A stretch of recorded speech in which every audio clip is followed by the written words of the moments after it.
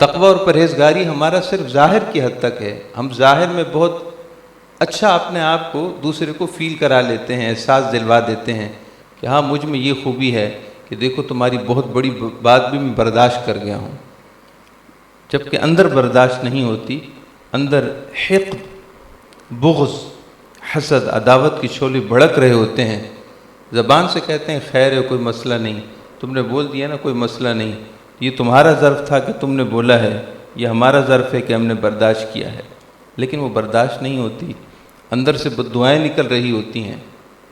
اولیاء اللہ اور صلحاء کے قلوب کی نرمی ایسی نہ تھی، ان کے قلوب ایسے نرم تھے، جس طرح ظاہر میں برداشت تھی باطن میں ویسی برداشت تھی۔ ان کے دل اتنے شگفتہ تھے، ان کے مزاج اتنے نرم تھے، اور ظاہر اور باطن میں وہ اس قدر ایک نیک اور منور تھے کہ ان کی صحبت میں بیٹھنے والا خیر و برکت لیے بغیر نہیں جاتا تھا، خیر و برکت ملتی تھی۔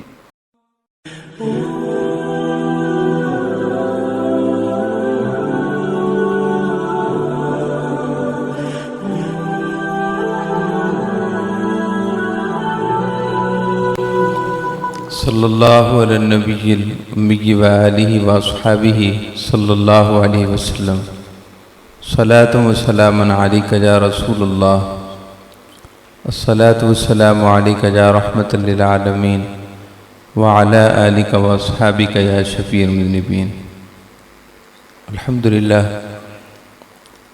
مرکز اسلام کے زیر اہتمام اس ماہانہ روحانی محفل میں ہم سب کو حاضری کی سعادت حاصل ہے۔ ماہ رمضان شریف کی بابرکت مبارک فضاؤں میں، مبارک لمحات میں الحمدللہ یہ محفل سجی ہے۔ اللہ رب العزت ان مبارک لمحات کا صدقہ اور مبارک گھڑیوں کا صدقہ اللہ تعالی ہم سب کے دلوں کو اپنی یاد کے لیے نرم فرما دے، اپنے پیارے حبیب صلی اللہ علیہ وسلم کے فرامین پر عمل کرنے کے لیے اللہ تعالی ہمارے دلوں کو متوجہ فرما دے۔ اللہ رب العزت ہمارے دلوں کو ایک دوسرے کے لیے، ایک دوسرے کے حقوق کی ادائیگی کے لیے، ایک دوسرے کی خیر خواہی کے لیے اللہ تعالی ہمارے دلوں کی سخت زمین کو نرمی عطا فرمائے۔ آج کے درس کا موضوع اسی سے متعلق ہے کہ دل کی زمین نرم کیسے ہو۔ اس بات میں کوئی شک نہیں ہے کہ تقریباً 75-80% ہمارے معاشرے کے افراد ایسے ہیں کہ جن کے دل سخت ہیں، اور دل کی سختی کی کئی علامات اور نشانیاں ہیں۔ اس پر اولیاء اللہ اور صلحاء نے تصوف اور طریقت کی کتابوں میں باقاعدہ مضمون لکھے ہیں کہ قساوت قلب یا قسوت قلب کی علامات کیا ہیں۔ ما ہی العلامات من قساوت القلب، دل کی سختی کی نشانیاں کیا ہیں؟ تو وہ ساری نشانیاں آج کے درس میں ذکر نہیں کرنی، لیکن ان نشانیوں کا پایا جانا وہ بالکل واضح ہے۔ اللہ تعالیٰ کا قرآن پاک میں ارشاد ہے فَوَيْلٌ لِّلْقَاسِيَةِ قُلُوبُهُم مِّن ذِكْرِ اللَّهِ، ہلاکت ہے ان لوگوں کے لیے کہ جن کے دل سخت ہو گئے۔ فَوَيْلٌ لِّلْقَاسِيَةِ قُلُوبُهُم مِّن ذِكْرِ اللَّهِ، اللہ کی یاد کے معاملے میں اور اللہ تعالیٰ کی طرف توجہ کے معاملے میں جن کے دل سخت ہو گئے، قساوت قلب کا شکار ہو گئے، جو ان کے لیے ویل ہے، ہلاکت ہے۔ اور ویل کا لفظ آپ جانتے ہیں کہ قرآن پاک میں جہاں کہیں استعمال ہوا ہے انتہائی ناراضگی کا لب و لہجہ ہے، جیسے کہ سورہ مطففین کی ابتدائی آیات ہیں وَيْلٌ لِّلْمُطَفِّفِينَ، ان ماپ تول کرنے والوں کے لیے ویل ہے، ہلاکت ہے، بربادی ہے۔ الَّذِينَ إِذَا اكْتَالُوا عَلَى النَّاسِ يَسْتَوْفُونَ وَإِذَا كَالُوهُمْ أَو وَّزَنُوهُمْ يُخْسِرُونَ، یعنی جب انہیں کوئی چیز لینی ہو تو پوری پوری لیتے ہیں، اور جب دینے کی باری آئے تو ماپ تول میں کمی کرتے ہیں۔ ایسے ہی احادیث طیبہ میں بھی جہاں کہیں ویل کا لفظ استعمال ہوا ہے، جلال نبوی ظاہر ہے، آپ صلی اللہ علیہ وسلم جب بہت زیادہ ناراضگی کی کیفیت کا اظہار فرماتے تو یہ کلمات ویل کے لفظ ارشاد ہوتے۔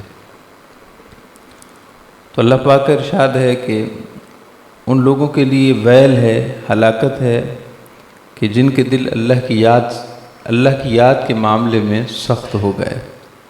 اور ذکر سے مراد توجہ الی اللہ ہے، اللہ تعالیٰ کی ذات کی طرف توجہ ہے۔ دلوں کی سختی ہی کی وجہ ہے کہ رشتہ دار کے دکھ پر دکھی نہیں ہے۔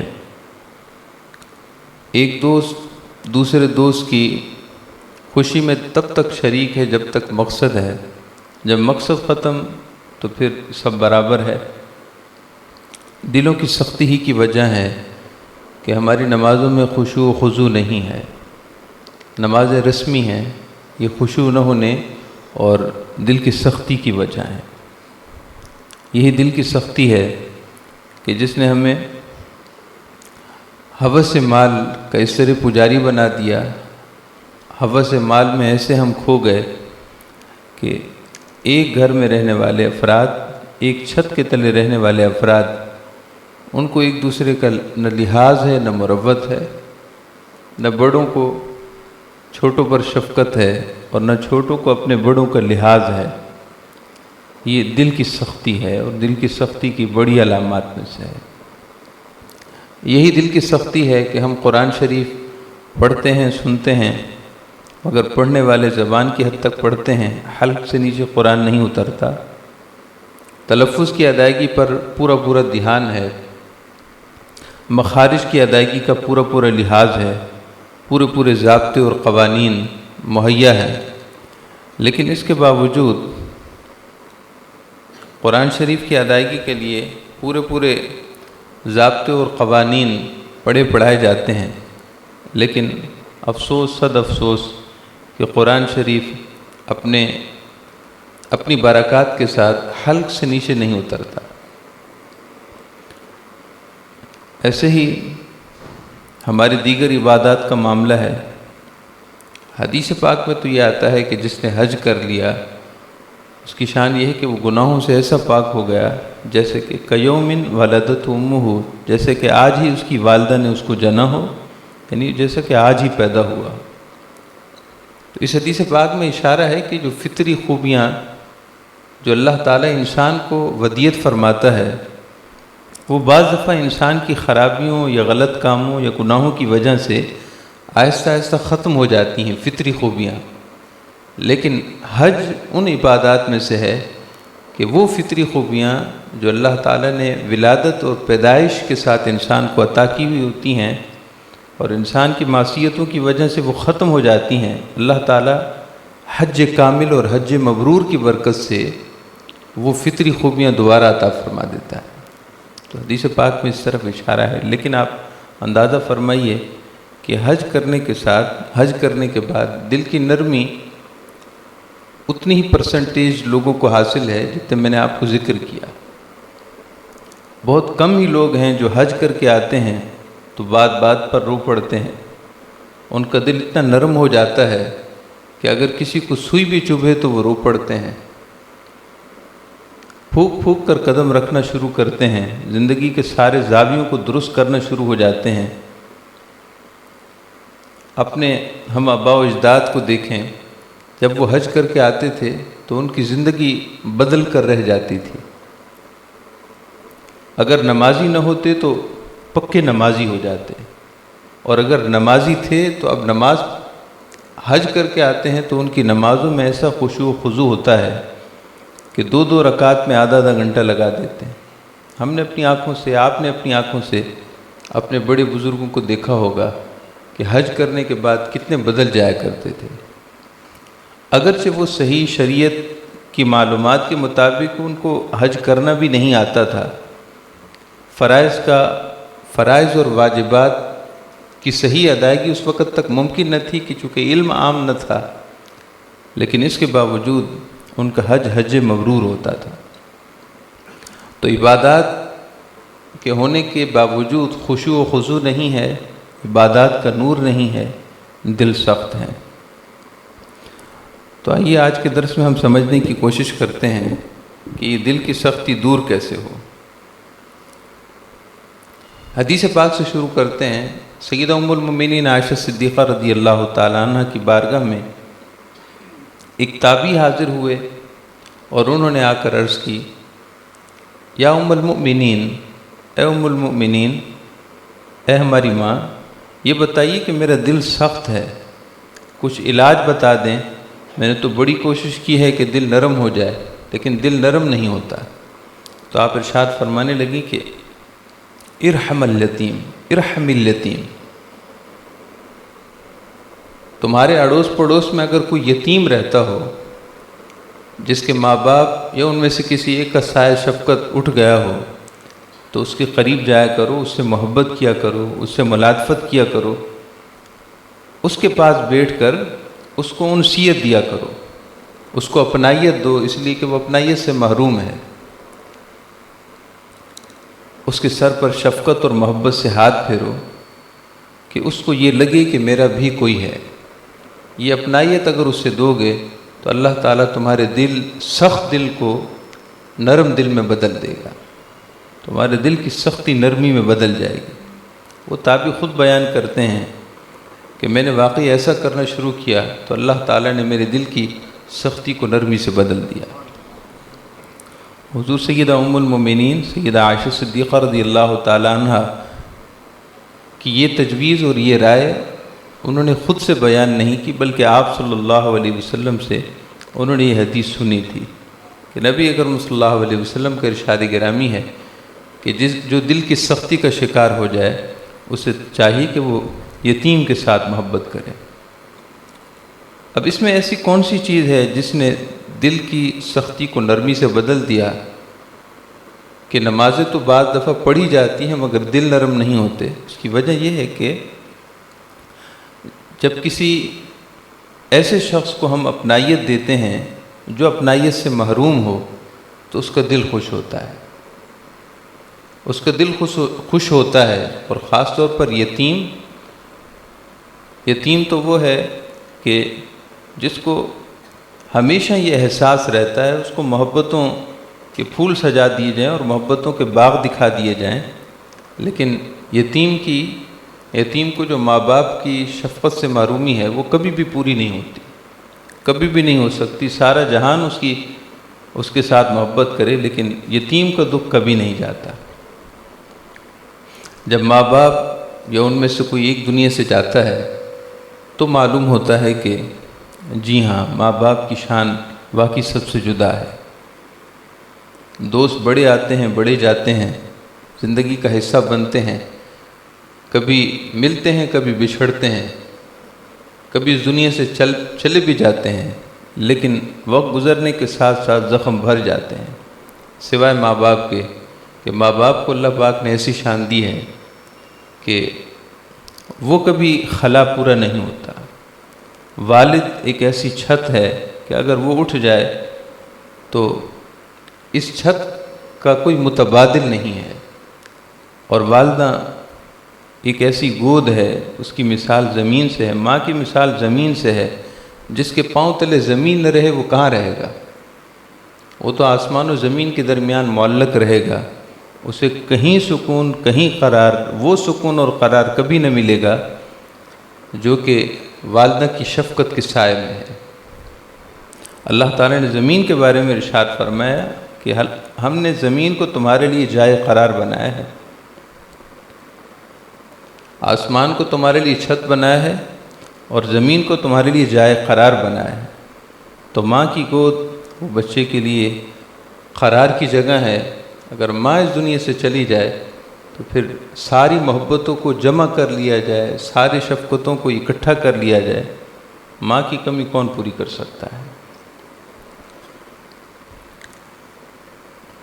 تو ماں باپ کی شفقت، ماں باپ کی محبت سے یتیم محروم ہوتا ہے۔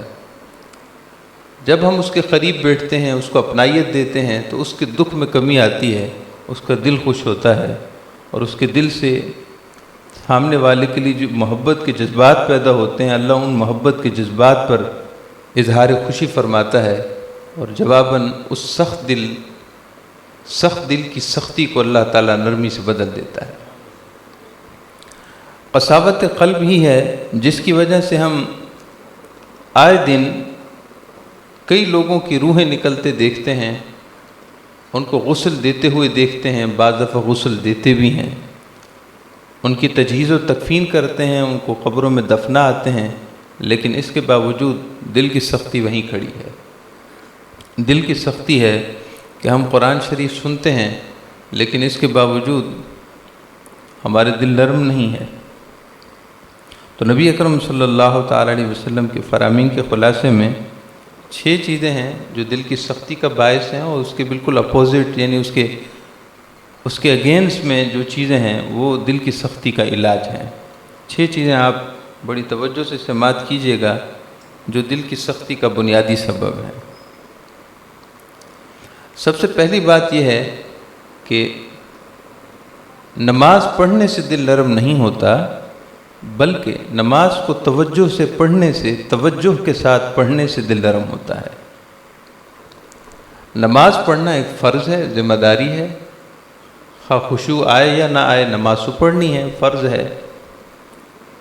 لیکن دل کی نرمی کا علاج اس وقت ہوگا جب ہم خشوع سے نماز پڑھیں گے۔ اللہ پاک کا ارشاد ہے قد افلح المؤمنون، یقیناً دونوں جہاں میں فلاح پا گئے، دونوں جہاں میں فلاح یافتہ ہو گئے وہ صاحب ایمان جن میں 7 نشانیاں ہیں۔ اللہ تعالیٰ نے 7 نشانیاں بیان فرمائیں۔ یقیناً دونوں جہاں میں فلاح یافتہ ہیں وہ صاحب ایمان جن میں یہ خوبیاں ہیں۔ سب سے پہلی خوبی اللہ پاک نے ذکر فرمائی الذین هم فی صلاتہم خاشعون، جو اپنی نمازوں میں خشوع کرتے ہیں۔ نماز میں خشوع کا مطلب تمام مفسرین نے بیان کیا ہے کہ خشوع فی الصلاۃ یہ ہے کہ نماز کو سمجھ کر پڑھیں۔ خشوع فی الصلاۃ یہ ہے کہ نماز کو سمجھ کر پڑھیں۔ ہم میں سے کتنے ساتھی ہوں گے، یہاں موجود علماء کرام سے استثناء کر کے میں آپ حاضرین کی خدمت میں عرض کرنا چاہتا ہوں، ہم میں سے کتنے ہوں گے کہ جنہیں نماز کا ترجمہ آتا ہوگا؟ چلیں لفظ بلفظ ترجمہ نہ آتا ہو، ہمیں اس کا مفہوم آتا ہو۔ ثنا سبحانک اللہم پڑھتے ہیں، ایک زمانے سے پڑھتے ہوئے آ رہے ہیں، ہمیں اس کا مفہوم یاد ہے۔ ایسے ہی سورہ فاتحہ ہے، ساتھ میں جو ہم معروف صورتیں عام طور پر ملاتے ہیں ان کا مفہوم یاد ہو۔ قادم تحیات پڑھتے ہیں یوم یقوم الحساب تک، جس میں درود ابراہیمی بھی ہے، پھر آخر میں دعا بھی ہے، اس کا مفہوم یاد ہو۔ رکوع اور سجدوں کی تسبیحات، ان کا مفہوم یاد ہو، تو پھر خشوع کیسے حاصل ہو؟ ہمیں تو آج تک نماز کا ہم ترجمہ ہی نہ سمجھ سکے، نماز کا ترجمہ ہی نہ سمجھ سکے، نماز کا مفہوم ہی نہ سمجھ سکے، تو خشوع فی الصلاۃ تو تبھی حاصل ہوتا ہے جب نماز کو ہم سمجھ کر پڑھتے ہیں۔ وہ دیگر اسرار اور رموز تو اس کے بعد ہوتے ہیں کہ سجدے میں کیا ہے اور رکوع میں کیا ہے، اسرار و رموز وہ تو بعد کی باتیں، پہلے نماز سمجھ تو آئے کہ نماز میں ہم کہتے کیا ہے۔ ایاک نعبد و ایاک نستعین، اور سورہ فاتحہ کے حدیث پاک میں 2 حصے ہیں۔ اللہ پاک ارشاد فرماتا ہے میرے بندے، میں نے سورہ فاتحہ کو 2 حصوں میں بانٹ دیا ہے، اس کا آدھا حصہ میرے لیے ہے، آدھا حصہ تیرے لیے ہے۔ حدیث صحیح ہے، سورہ فاتحہ کا اے میرے بندے آدھا حصہ تیرے لیے ہے اور آدھا حصہ میرے لیے ہے، کہ آدھا حصہ میری شان تو بیان کرتا ہے اور باقی آدھا حصہ تو اپنے لیے مجھ سے بہت کچھ مانگتا ہے، صراط مستقیم مانگتا ہے۔ اور صراط مستقیم وہ راستہ کہ جو انعام یافتہ بندوں کا ہے وہ مجھ سے مانگتا ہے۔ تو نماز کو توجہ سے پڑھنا، خشوع فی الصلاۃ، یہ دل میں نرمی پیدا کرتا ہے۔ آپ اس کو اپنی زندگی میں اپلائی کر کے دیکھیں، خالی اوپر سے بات نہیں کی جا رہی یا بیان کا حصہ اس کو نہیں بنایا جا رہا، آپ اس کو کر کے دیکھیں، سمجھ کر دیکھیں۔ آپ اس کو اپنی زندگی میں آزما کر دیکھیں، اگر بات صحیح ہو تو دوسروں کو بھی بتائیے کہ ہاں ٹھیک ہے، اور اگر آپ کو سمجھ میں نہ آئے، آپ کو حاصل نہ ہو سکے، تو پھر آپ ہم سے آ کر کہیں کہ آپ نے تو یہ بات بیان کی تھی، ہم نے تو سمجھ کر پڑھنا نماز شروع کی، ہمارا دل تو نرم نہیں ہوا۔ آپ بالکل کھلے دل سے ہم سے آ کر بات کر سکتے ہیں۔ اللہ پاک کا ارشاد ہے کہ نماز میں خشوع فی الصلاۃ فلاح دارین پانے والے ایمان والوں کی نشانی ہے۔ جنہیں فلاح دارین حاصل ہو، ان کا دل نرم نہ ہو، یہ کیسے ہو سکتا ہے؟ یقیناً نماز کو توجہ سے پڑھنا یہ دل میں نرمی پیدا کر دیتا ہے، اور ایسی نرمی ہوتی ہے کہ انسان اپنے آپ کو ہلکا پھلکا محسوس کرتا ہے۔ کسی نے اگر بری بات بھی کر دی، کوئی غلط سلط بول دیا، غصہ نہیں آتا، بلکہ دل سے یہ دعا نکلتی ہے کہ اللہ اس نے جو کچھ کہا میں نے تیری رضا کے لیے برداشت کیا، اور میں اس کے لیے دعا کرتا ہوں کہ اے اللہ اس کی بدگمانی دور کر دے، اس کو معاف کر دے، یہ کسی غلط فہمی کی وجہ سے مجھے یہ کہہ رہا ہے، اسے معاف کر دے۔ حضور سیدنا امام زین العابدین رضی اللہ تعالیٰ نرم دل والے تھے۔ اللہ تعالیٰ نے انہیں نرم دل، شان والے دل عطا کیے تھے۔ ایک شخص نے آپ کو بہت غلط لفظ استعمال کرتے ہوئے آپ پر طعن کیا، بہت غلط لفظ استعمال کرتے ہوئے آپ پر طعن کیا، آپ کو متون کیا، آپ کو ملامت کی، آپ خاموشی سے اس کی بات سنتے رہے۔ جب وہ اپنی تسلی کر چکا تو حیران ہو اور کہنے لگا کہ میں آپ کو اتنا کچھ کہہ رہا ہوں، آپ جواب میں کچھ نہیں کہتے۔ آپ نے فرمایا کہ جو کچھ تم کہہ رہے ہو اگر واقعی میں ویسا ہوں تو اللہ میری مغفرت فرما دے۔ جو کچھ آپ مجھے کہہ رہے ہیں اگر میں واقعی ایسا ہوں جیسا آپ سمجھ رہے ہیں تو اللہ میری مغفرت فرما دے، اور اگر میں ایسا نہیں ہوں اور یقیناً نہیں ہوں، آپ مجھ پر بہتان تراشی کر رہے ہیں، تو اللہ آپ کی مغفرت فرما دے۔ سبحان اللہ، کیا شان والے لوگ تھے، جن کا ظاہر تو اچھا تھا ہی مگر باطن بھی اتنا منور تھا کہ جو زبان سے کہتے تھے وہ اندر کی آواز بھی وہی ہوتی تھی۔ ہم بڑی جرت کریں گے، بڑی جسارت کریں گے، اپنا ظاہر اچھا کر لیں گے، اپنا ظاہری اخلاق اتنا اچھا کر لیں گے کہ دوسرا متاثر ہوئے بغیر نہیں رہ سکے گا، لیکن اس کو کیا خبر کہ اندر کتنی ہلچل ہے۔ تقوی اور پرہیزگاری ہمارا صرف ظاہر کی حد تک ہے، ہم ظاہر میں بہت اچھا اپنے آپ کو دوسرے کو فیل کرا لیتے ہیں، احساس دلوا دیتے ہیں کہ ہاں مجھ میں یہ خوبی ہے کہ دیکھو تمہاری بہت بڑی بات بھی میں برداشت کر گیا ہوں، جبکہ اندر برداشت نہیں ہوتی، اندر حقد، بغض، حسد، عداوت کی شعلے بھڑک رہے ہوتے ہیں۔ زبان سے کہتے ہیں خیر ہے، کوئی مسئلہ نہیں، تم نے بول دیا نا، کوئی مسئلہ نہیں، یہ تمہارا ظرف تھا کہ تم نے بولا ہے، یہ ہمارا ظرف ہے کہ ہم نے برداشت کیا ہے، لیکن وہ برداشت نہیں ہوتی، اندر سے بددعائیں نکل رہی ہوتی ہیں۔ اولیاء اللہ اور صلحاء کے قلوب کی نرمی ایسی نہ تھی، ان کے قلوب ایسے نرم تھے، جس طرح ظاہر میں برداشت تھی باطن میں ویسی برداشت تھی۔ اور یہ بات جو میں نے آپ کو عرض کی کہ اگر آپ صحیح کہہ رہے ہیں تو اللہ میری مغفرت فرمائے، اور اگر میں ایسا نہیں تو اللہ آپ کی مغفرت فرمائے، یہ جملے تقریباً اہل بیت اطہار علیہم رضوان اور صحابہ کرام، اجلہ صحابہ کرام، اکابر صحابہ کرام سے اس طرح کی روایات منقول ہیں۔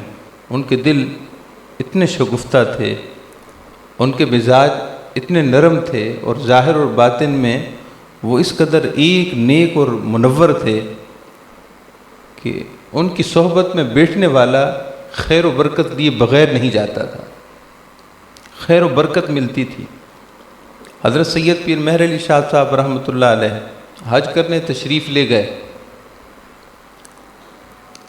وہاں کے ایک بد مذہب عالم دین تھے، کسی اور مذہب کے ایک عالم دین تھے، بہرحال متور عالم دین تو بہت بڑے ہی تھے، مولانا غازی صاحب۔ بعد میں اللہ رب العزت نے انہیں ایمان اور یقین عطا کیا، تو وہ اپنے طور پر ان کے دل میں علم کا تکبر تھا، کہنے لگے کہ آج ہندوستان سے ایک بہت بڑے عالم آئے ہیں، ذرا ان سے جا کر میں مقابلہ کرتا ہوں اور علم کی روح سے میں ان کو نیچا دکھاؤں گا۔ چنانچہ مولانا غازی صاحب رحمۃ اللہ علیہ اپنے ایک اور دوست جن کا تعلق بنگال سے تھا، یہ دونوں اب حرم شریف پہنچتے ہیں سید پیر مہر علی شاہ صاحب رحمۃ اللہ تعالیٰ علیہ سے مناظرہ کرنے کے لیے، اپنے علم کی تعلی ظاہر کرنے کے لیے اور علم میں ان کو نیشہ دکھانے کے لیے۔ سید پیر مہر علی شاہ صاحب رحمۃ اللہ علیہ کعبہ شریف کی طرف رخ کیے ہوئے تھے اور یہ دونوں صاحبان پیچھے آ کر بیٹھ گئے، انتظار کرنے لگے کہ اوراد و وظائف سے فارغ ہوں اور پیچھے مڑیں تو ہم بات شروع کریں۔ سید پیر مہر علی شاہ صاحب رحمۃ اللہ علیہ کو علم نہ تھا کہ پیچھے حضرات بیٹھے ہیں، آپ اپنے اوراد و وظائف یا عبادت یا مراقبہ یا محاسبہ جس میں بھی آپ مشغول تھے مشغول رہے۔ اتفاق ایسا ہوا کہ ان دونوں حضرات نے جب آپ کی پیٹھ کو دیکھا تو اللہ تعالیٰ نے ان پر کیفیت طاری کر دی۔ صرف پیٹھ کو دیکھا، پشت کو دیکھا، بس دیکھنے میں نہ جسم ٹچ ہوا نہ کپڑے ٹچ ہوئے، بس خالی ان کو دیکھ رہے تھے، سنگت میں بیٹھے ہوئے تھے اور دل کی دنیا بدل گئی۔ وہ جو دل میں انانیت، تکبر تھا اور میں تھی اور تعلی کا ایک طوفان بپا تھا، وہ سب ملیے میٹ ہو گیا۔ اب مولانا غازی صاحب رحمۃ اللہ علیہ خود بیان کرتے ہیں کہ میں اپنے آنسو چھپانے لگا کہ میرا ساتھی کیا سمجھے گا کہ وہاں سے تو بڑے جاہ و جلال کے ساتھ نکلا تھا یہ کہ یہ بات کروں گا اور یہ بات پوچھوں گا۔ دیکھو ان کو یہ پتہ ہے کہ نہیں پتہ، تو اپنے آنسو چھپانے لگے، چھپ کر رو رہے تھے کہ ساتھی کو پتہ نہ چلے۔ فرماتے ہیں جب میں نے ذرا آنکھ بچا کر اس کو دیکھا تو اس کا حال بھی یہی تھا، وہ بھی مسلسل رو ہی رہا تھا۔ سید پیر مہر علی شاہ صاحب رحمۃ اللہ علیہ اوراد و وظائف سے فارغ ہوئے، پیچھے مڑ کر دیکھا تو ادھر تو آنسوؤں کا طوفان تھا۔ آپ نے تسلی دی کہ رو کیوں رہے ہیں، بس سب کچھ دھل گیا تھا، اب کیا کچھ باقی بچا تھا، سب دھل گیا تھا۔ مولانا غازی صاحب اتنا کہہ سکے کہ آپ کی خدمت میں فیض لینے کے لیے آئے ہیں، برکت لینے کے لیے آئے ہیں، ہمارا کوئی اور مقصد نہیں۔ اور اس قدر محبت ہو گئی۔ مولانا غازی صاحب بہت متبحر عالم دین تھے اور ان کے علم کی شان یہ تھی کہ سید پیر مہر علی شاہ صاحب رحمۃ اللہ علیہ فرمایا کرتے تھے کہ اگر واقعی کوئی عالم دین ہے تو وہ مولانا غازی صاحب ہیں۔ پھر مولانا غازی صاحب بڑے ہی اہتمام سے، بڑی ہی لجاجت کے ساتھ، آرزو کے ساتھ آپ کو اپنی رہائش گاہ پر لے گئے، اور عرض کرنے لگے بس 2 قدم آپ میرے گھر میں ضرور رکھیں۔ رہائش گاہ پر لائے۔ سید پیر مہر علی شاہ صاحب رحمۃ اللہ علیہ جب غسل کرنے تشریف لے گئے تو انہوں نے دوسرے کپڑے وہاں رکھ دیے، کپڑے تبدیل کیے، عرض کرنے لگے حضور جو کپڑے آپ نے پہنے ہوئے تھے اب یہ میں آپ کو نہیں دوں گا، یہ کپڑے میرے ہیں، یہ میں آپ سے التجا کرتا ہوں کہ یہ کپڑے آپ مجھے دے دیں۔ اور آپ حیران ہوں گے، بہت حیرانگی کی بات ہے کہ مولانا غازی صاحب رحمۃ اللہ علیہ تھے تو ہندوستان ہی کے، بر صغیر پاک و ہند کے، لیکن وہیں سیٹل تھے، وہیں ان کا سارا نظام تھا۔ مدرسے سولتیہ میں یا کسی اور مدرسے میں انہوں نے عمر گزار دی تھی، لیکن جب سید پیر مہر علی شاہ صاحب رحمۃ اللہ علیہ حج کے بعد واپس آنے لگے تو مولانا غازی صاحب اتنے عاشق ہو گئے آپ کے، کہنے لگے کہ میں آپ کے ساتھ واپس جاؤں گا، اور واپس آ گئے۔ مولانا غازی صاحب رحمۃ اللہ علیہ سید پیر مہر علی شاہ صاحب رحمۃ اللہ علیہ کے قدموں میں انہوں نے ساری زندگی گزار دی۔ مجھے بتائیے کہ یہ سب کیا ہے؟ وہ تکبر، وہ تعلی، وہ تعنت، وہ سرکشی، وہ دوسرے پر زیادتی کے جذبات، دوسرے کو نیچا دکھانا، یہ سب کہاں گیا؟ یہ سب اس لیے ختم ہوا کہ جب اللہ تعالیٰ کی ایک نیک بندے کی صحبت میں بیٹھے تو ان کے دل تو ویسے ہی نرم و شگفتہ تھے، انوار الہیہ کا مرکز اور محور تھے۔ وہ نور ان کے جسم سے منعکس ہوتا ہوا ان کے جسموں میں داخل ہوا، اور دل سے وہ ساری بیماریاں، وہ ساری آلودگیاں، وہ ساری چیزیں سب دھل گئیں، اور اللہ اور اس کے رسول کی محبت جاگزیں ہو گئی۔ بس یہ دل کے بدلنے کا ایک بنیادی عنصر ہے کہ دل کسی طریقے سے صاف ہو جائے، نرم ہو جائے، دل کسی طریقے سے صاف ہو جائے، بس صفائی ہوگی تو پھر نرمی شروع ہو جائے گی۔ جو گاؤں دیہات کے لوگ ہیں آپ ان سے پوچھئے کہ کسی بنجر زمین کو جب آباد کرتے ہیں تو کیسے کرتے ہیں؟ یوں ہی ہل چلانا نہیں شروع کر دیتے یا یوں ہی ہل چلا کر بیج بوئی شروع نہیں کر دیتے، بلکہ پہلے وہاں سے جھاڑیاں، کانٹے اور اس طرح کی دیگر بوٹیاں، پودے جو رکاوٹ بنتی ہیں ان کو صاف کیا جاتا ہے۔ پہلے زمین صاف کی جاتی ہے، زمین جب صاف ہو جاتی ہے اس کے بعد زمین کو خوب نرم کیا جاتا ہے، زمین خوب نرم ہو جاتی ہے تو اس کے بعد ایک پروسیس کے ساتھ اس میں پھر بیج بوئی ہوتی ہے، تب جا کر کہیں جا کر فصل اگتی ہے۔ ہمارا حال یہ ہے کہ ہم زمینوں کو یوں ہی بنجر رہنے دیتے ہیں، زمینوں پر اسی طرح غیبت کے پودے اور غیبت کے درخت، غیبت کی جھاڑیاں، چغل خوری کے جھاڑ، حقد، حسد، برا چاہنا، برا سوچنا، ایک دوسرے کا نقصان کرنا، ایک دوسرے کو نیچا دکھانا، ایک دوسرے سے جلنا، جلانا، یہ ساری جھاڑیاں، یہ سارے کانٹے دار جھاڑیاں سب وہیں رہتے ہیں، اور ہم اوپر سے بیج بوئی کرتے ہیں، نماز کی بیج بوئی کرتے ہیں، صدقہ و صوم و صلات کی بیج بوئی کرتے ہیں۔ نتیجہ کیا نکلتا ہے؟ نتیجہ کچھ بھی نہیں ہے۔ محترم معزز سامعین کرام، انتہائی گہرے غور و خوض کے ساتھ سمجھنا چاہیے۔ تو وہ 6 باتیں جو دل کو نرم کر سکتی ہیں، ان میں پہلی یہ ہے کہ نماز کو سب سے پہلے ہم سمجھیں کہ نماز میں ہم پڑھتے کیا ہیں، نماز میں ہم کہتے کیا ہیں، نماز میں ہم پڑھتے کیا ہیں۔ وہ اوراد و وظائف، وہ تسبیحات، ان کا مفہوم جانیں اور مفہوم ذہن میں ہو، اور اس کے ساتھ پھر ہم نماز پڑھیں، انشاءاللہ اس کی خیر و برکت ملے گی۔ نمبر 1، 6 باتیں میں اب مختصر عرض کروں گا، معذرت آپ کا وقت زیادہ لوں گا لیکن اب میں مختصر عرض کر رہا ہوں۔ دوسری چیز یہ ہے قرآن شریف کی تلاوت۔ قرآن شریف کی تلاوت صرف آیات کی حد تک نہ ہو، اس کو بھی سمجھ کر قرآن شریف پڑھا جائے، سمجھ کر پڑھا جائے، سمجھ کر سنا جائے، اور خاص طور پر یہ کہ ادب ملحوظ خاطر ہو۔ قرآن شریف پڑھنے سننے میں سمجھنے کے ساتھ ساتھ ادب ملحوظ خاطر ہو۔ اللہ پاک کا ارشاد ہے وَإِذَا قُرِئَ الْقُرْآنُ، جب قرآن کی تلاوت کی جائے، قرآن پڑھا جائے، فَاسْتَمِعُوا لَهُ، تو غور سے سنو۔ پوائنٹ کی بات ہے کہ غور سے سننے سے بات ختم ہو جاتی تھی، اللہ پاک نے یہ بھی ارشاد فرمایا کہ وَأَنصِتُوا، خاموش رہو۔ حالانکہ فَاسْتَمِعُوا لَهُ غور سے سننے میں خاموشی آ ہی جاتی ہے، لیکن اللہ پاک نے بار دیگر وَأَنصِتُوا فرمایا، یہ ادب کا تقاضا ہے۔ غور سے سنو، مگر اس طرح غور سے نہ سنو کہ دوسرے کام بھی کرتے رہو اور غور سے سنتے رہو، نہیں، ہر طرح سے توجہ ہٹا کر، ہر طرف سے خیال ہٹا کر، اپنے دماغ کو خالی کر کے، خالی ذہن ہو کر اللہ کے کلام کی طرف متوجہ ہو جاؤ، خاموش رہو، سارے کاموں کو موقوف کر دو، اور اس کے بعد اللہ کا کلام سنو، لعلکم ترحمون، اللہ تعالیٰ کی رحمت تم پر برسے گی۔ اللہ کی رحمت کی برسات قرآن شریف کی تلاوت کے وقت ضرور ہوتی ہے، مگر اس کے لیے دامن بھی تو پھیلانا چاہیے۔ غور سے نہ سننے والا اور توجہ نہ کرنے والا اور ادب نہ کرنے والا، وہ سنتا ہے مگر دامن نہیں پھیلاتا۔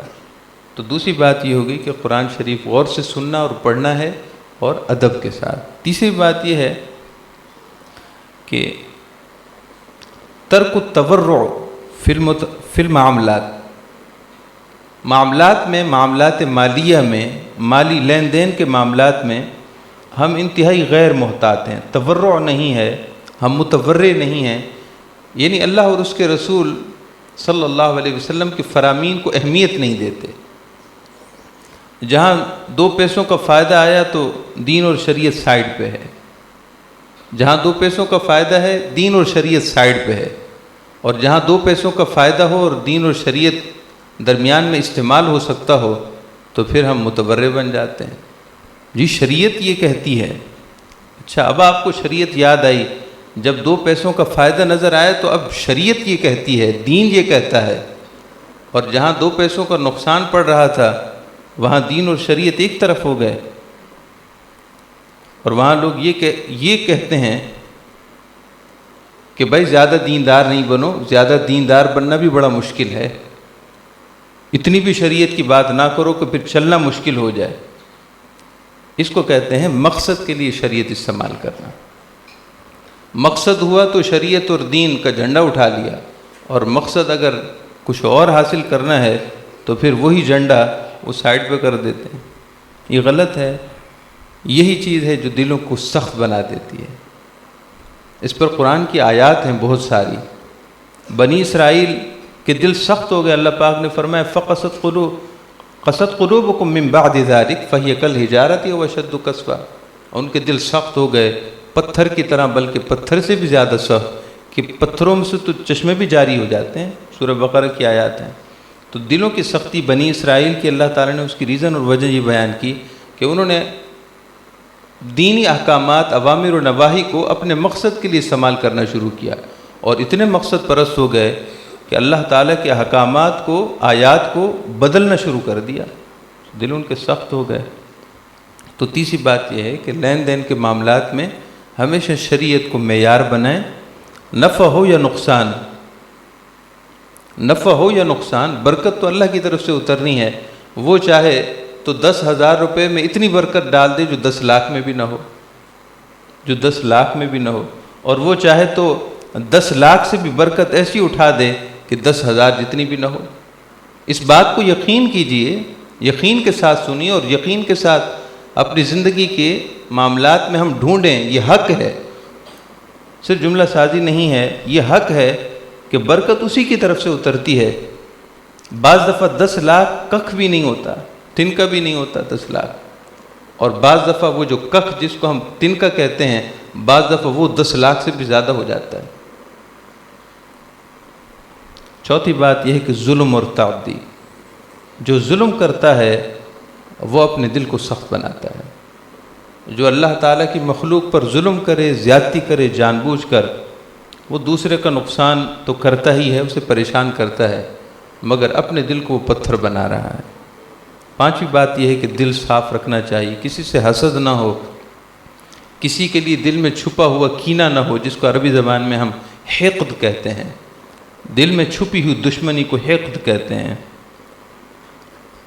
اور اپنے مسلمان بھائیوں پر، دیگر لوگوں پر ظلم اور زیادتی سے بچنا چاہیے، ورنہ دل سخت ہو جاتے ہیں، اور دل کی سختی کا علاج بڑی مشکل سے ہوتا ہے۔ اور چھٹی اور آخری بات خود غرضی ہے۔ خود غرضی، مقصد پرستی، یہ سب سے بڑی وجہ ہے دلوں کی سختی کی۔ آپ دیکھیں نا، ٹائم بھی زیادہ ہو گیا ہے، آپ دیکھیے نا کہ ماں باپ اولاد کی نہیں رہی۔ مجھے بتائیے کہ ایسے تو پہلے تو نہیں تھا، یعنی ماں باپ اولاد کی نہیں رہی۔ دوست بات کر دے تو جان بھی قربان ہے، دوست نے بات کی ہے، اب تو معاملہ جو ہے نا بہت اٹینشن ہوگا۔ دوست نے بات کہہ دی ہے، بس اس کی خواہش تو پوری کرنی ہے، اور ادھر ماں ایک خواہش کا اظہار کر دے اور خواہش بھی بیٹے کے حق میں ہو تو ماں کی ایک بات نہ سنیں۔ والدین کی اطاعت گزاری سے اولادیں باغی ہو گئیں، اور دوستوں کے لیے پیسہ، مال، جان سب قربان ہو رہا ہے، وقت بھی قربان ہو رہا ہے۔ والد کہتے بیٹا 2 لمحے میری بات تو سن لے بیٹا، وہ کہے کہ میرے پاس وقت نہیں ہے پاپا، میرے پاس وقت نہیں ہے۔ کیوں بھائی، کس کے لیے وقت ہے اتنا آپ کے پاس؟ وہ دوستوں میں بیٹھنا ہے نا، پوری رات ہوٹلوں پہ لوگ گزارتے ہیں، اکثر دوستوں سے بات ہوتی ہے۔ لوگوں کی روٹین ہے، ہمارے نوجوانوں کی اس وقت کتنے بے رہ روی کا شکار ہو گئے کہ ساری رات چائے کے ہوٹلوں پر بیٹھتے ہیں۔ کیا بھائی مقصد کیا ہے؟ کوئی خاص میٹنگ ہے، کوئی خاص مشورہ ہے، کوئی دین کا معاملہ آپ ڈسکس کر رہے ہیں، کوئی دنیا کی بات ہے، کوئی کاروبار ہے؟ کچھ بھی نہیں، بس ویسے ہی ٹائم پاس کر رہے ہیں۔ اللہ اکبر، استغفر اللہ۔ یعنی ٹائم، اللہ رب العزت نے ٹائم اس لیے دیا تھا کہ ہم اپنے نفع، اپنے فیوچر، خواہ فیوچر دنیا کا ہو یا فیوچر آخرت کا، اس کو کوئی بہتر بنانے کے لیے ٹائم صرف کرتے، لیکن نہیں، بس وقت پاس ہو رہا ہے۔ میں ایسے دوستوں کو جانتا ہوں بہت قریب سے کہ چھٹی کی رات ساری رات تاش کھیلیں گے، ساری رات تاش کھیلیں گے، ساری رات لڈو کھیلیں گے۔ پھر جواب کیا ہے کہ ہم تو شرط نہیں لگاتے، ہم تو ویسے ہی وقت پاس کرتے ہیں۔ چلیں آپ شرط نہ لگائیں، یہ کیا کم نقصان کرتے ہیں کہ آپ وقت ضائع کرتے ہیں؟ یہی وقت اگر آپ کسی اچھے کام میں صرف کرتے جس کا کوئی نتیجہ نکلتا تو بات بنتی۔ یہ خام خواہ کی بری عادتیں ہیں، فضولیات ہیں، جنہوں نے ہمارا بیڑا غرق کر دیا ہے۔ دماغ لوگوں کے سن ہو گئے۔ ہمارے نوجوان نسل کے بارے میں اکثر کہتا ہوں، ان کے دماغ سن ہو گئے، شیطان نے ان کے دماغوں کو سن کر دیا ہے۔ اب انہیں سمجھ ہی نہیں کہ کون سا کام کرنا ہے کون سا نہیں کرنا، نفع نقصان ہی نہیں سمجھ رہے کہ نفع کیا ہے نقصان کیا ہے۔ بہت بری صورتحال ہے ہماری اس وقت نئی نوجوان نسل کی۔ ہم تو کہیں گے وہ سنجیدہ ہے ہی نہیں، سنسیئر نہیں ہے اپنی زندگی کے ساتھ، سنسیئر نہیں ہے اپنی لائف کے ساتھ، اپنے گھر والوں کے ساتھ۔ اور وہ کہتے ہیں ہم تو بڑے سمجھدار ہیں، ہم نے تو یہ ڈپلومہ کیا وہ ڈپلومہ کیا۔ بہرحال یہ 6 باتیں دوبارہ میں گنوا دیتا ہوں۔ ایک یہ کہ ہم اپنی نمازوں کو سمجھ کر پڑھیں تاکہ دل نرم ہو، نہیں کریں گے تو دل سخت ہی رہیں گے۔